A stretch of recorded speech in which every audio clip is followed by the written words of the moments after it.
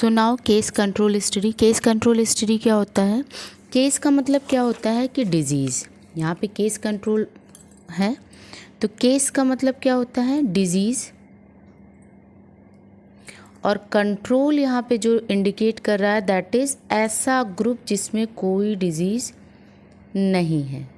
ठीक है, तो केस कंट्रोल स्टडी क्या है कि इसमें हम दो ग्रुप को लेते हैं और इसमें एक ग्रुप रहेगा जिसको डिजीज़ रहेगी और एक ग्रुप रहेगा जिसको डिजीज़ नहीं रहेगी। केस कंट्रोल स्टडी क्या होता है कि इसमें हम जो भी पीपल हैं, जो भी डिजीज़ पीपल हैं, उनके हम पास्ट को देखते हैं ना, उनके पास्ट को देखते हैं और उससे हम रिस्क फैक्टर का अंदाज़ा लगाते हैं कि इन्होंने अपने पास्ट में ऐसा क्या किया था, ऐसा क्या खाया था, या इनकी हैबिट ऐसी क्या थी, या पास्ट का इनका क्या ऐसा हिस्ट्री था जिसकी वजह से इनको ये प्रॉब्लम हो गई है। सपोज़ दैट कि हम यहाँ डिज़ीज़ लेते हैं कि जो डिज़ीज़ है वो ब्रेस्ट कैंसर है।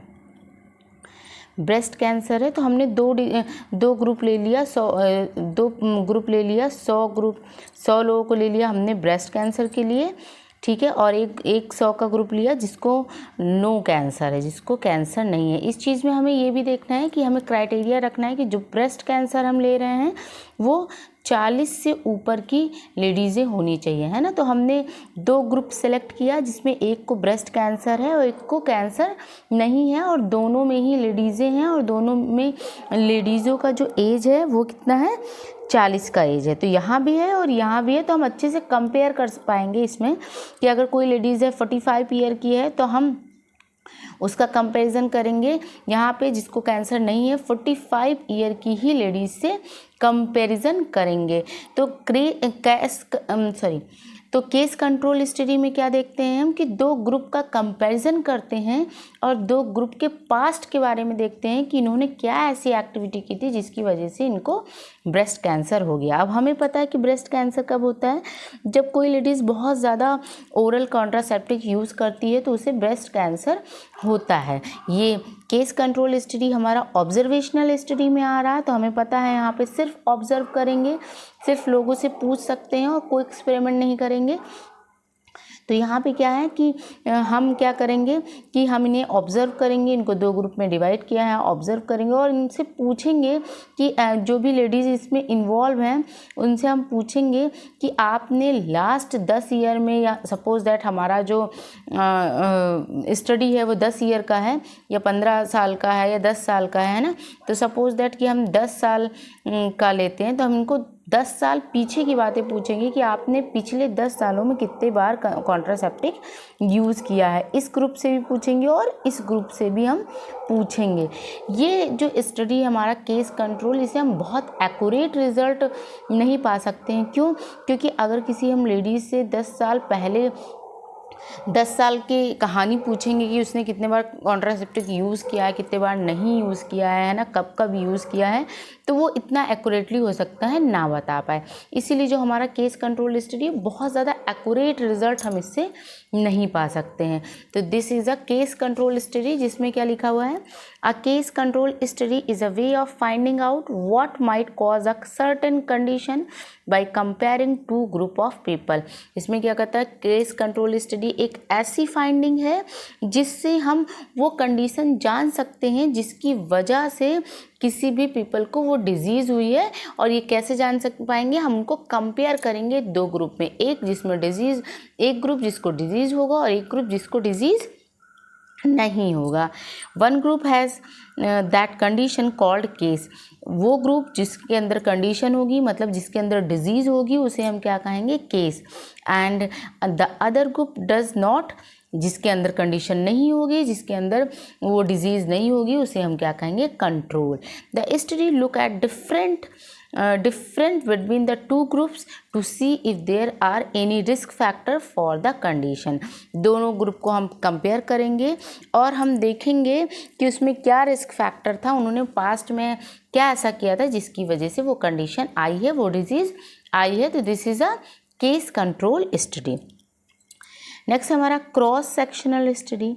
क्रॉस सेक्शनल स्टडी में क्या है कि हम यहाँ पे ना तो पास्ट देख रहे हैं ना ही फ्यूचर देख रहे हैं। जैसे अभी तक हमने कोहार्ट स्टडी जब की थी तो हमने क्या देखा था? रिस्क फैक्टर के अकॉर्डिंगली फ्यूचर डिसाइड कर रहे थे कि अगर कोई ग्रुप है जो स्मोक कर रहा है तो उसको फ्यूचर में लंग कैंसर हो सकता है, उसके कितने % चांस है, ये चीज़ देख रहे थे। केस कंट्रोल में हमने क्या देखा कि हमने पास्ट हिस्ट्री को देखा। हमने देखा कि अगर किसी को ब्रेस्ट कैंसर है तो उसने पिछले 10 सालों में क्या खाया था, कैसी मेडिसिन ली थी, किस तरह से उसका रूटीन था। तो हमने क्या कहा कि इसमें पास्ट के रिस्क को हमने देखा। क्रॉस सेक्शनल स्टडी क्या है कि इसमें हम ना ही पास्ट को देखेंगे ना ही फ्यूचर को देखेंगे, इसमें हम प्रेजेंट को देखेंगे कि अगर प्रेजेंट में कोई डिजीज़ है, कोई ग्रुप है जिसको डिजीज़ है तो वो उनकी क्या हैबिट है, किस वजह से हो रही है, इसी चीज़ की स्टडी हम करेंगे cross sectional study. Cross sectional study मतलब हम क्रॉस वेरीफाइड करेंगे, क्रॉस चेक करेंगे, है ना।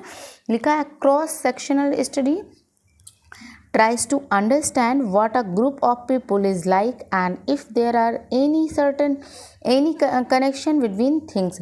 क्रॉस सेक्शनल स्टडी क्या करते हैं कि हम जो भी ग्रुप ऑफ पीपल हैं जिनको हम सेलेक्ट कर रहे हैं, ठीक है, उनको वो कैसे, उनकी क्या लाइकिंग है, वो उनकी क्या हैबिट है, वो किस तरह से अपने रूटीन को फॉलो कर रहे हैं और उस वजह से उनको वो डिजीज़ हुई है, इस चीज़ को हम स्टडी करेंगे। तो उसी को हम क्या कहेंगे cross sectional study. This is done by asking people question and measuring things all at the same time. इस स्टडी में क्या करेंगे, हम लोगों से क्वेश्चंस पुट अप करेंगे और उनके क्वेश्चन, उनके आंसर के अकॉर्डिंगली हम मेज़र करेंगे थिंग्स को, ठीक है। जैसे if we want to know about diabetes in a nearborhood, we ask a group of people living there about the disease and related things like weight, eating habit and exercise।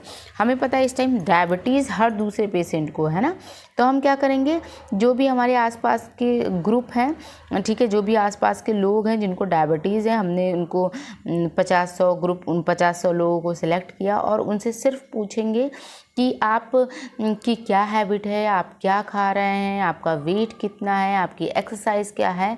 तो हम क्या करेंगे, उनके routine को check करेंगे, है ना, और हम देखेंगे कि इनके रूटीन में ऐसी क्या दिक्कत है या ये अपने आप को किस तरह से संभाल रहे हैं, ठीक है। संभालने का मतलब क्या है कि ये अपने डायबिटीज़ होते हुए भी ये इनका रूटीन क्या है, हम वो सारी चीज़ें पूछेंगे और हम देखेंगे कि अगर इनका रूटीन, सपोज दैट कोई ग्रुप है जो रोज़ एक्सरसाइज कर रहा है, शुगर फ्री यूज़ कर रहा है या शुगर ही नहीं यूज़ कर रहा है, उसका वेट भी कंट्रोल्ड है, ठीक है, और वो बहुत अच्छे से अपने खान पीन का ध्यान रख रहा है, तो हमने देखा उसको डायबिटीज़ है लेकिन वो सर्वाइव कर रहा है बहुत अच्छे से और कंट्रोल रूप में कर रहा है, ठीक है, ओके। वहीं दूसरा ग्रुप है, दूसरे लोग हैं, उनको हमने देखा उनको डायबिटीज़ है लेकिन वो चाय पी रहे हैं मीठी और वो कोई एक्सरसाइज नहीं कर रहे हैं, उनका वेट भी बढ़ता जा रहा है।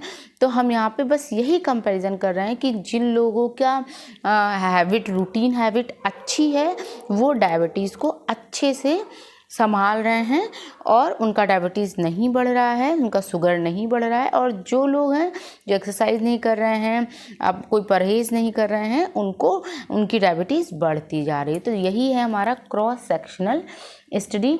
तो हमने आज यहाँ पे कंप्लीट कर लिया है ऑब्जर्वेशनल स्टडी, जिसमें हमारा था कोहार्ट स्टडी, केस कंट्रोल और cross sectional study. I hope आपको समझ में आया होगा। Thank you so much.